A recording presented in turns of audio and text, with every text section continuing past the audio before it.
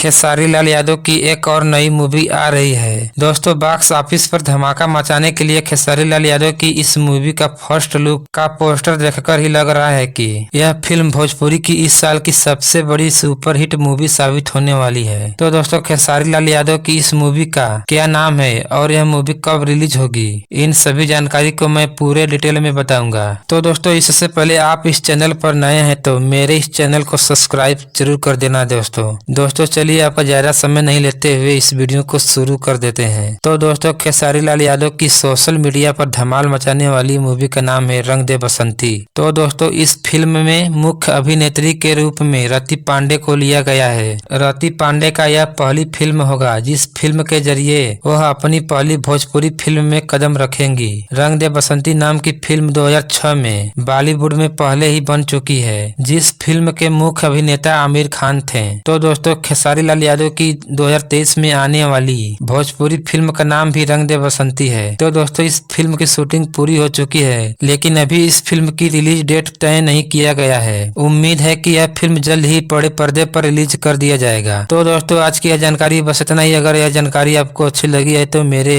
इस चैनल को सब्सक्राइब करना बिल्कुल नहीं भूलिएगा दोस्तों। तो मिलते हैं फिर किसी एक नई वीडियो के साथ, तब तक के लिए जय हिंद, वंदे मातरम।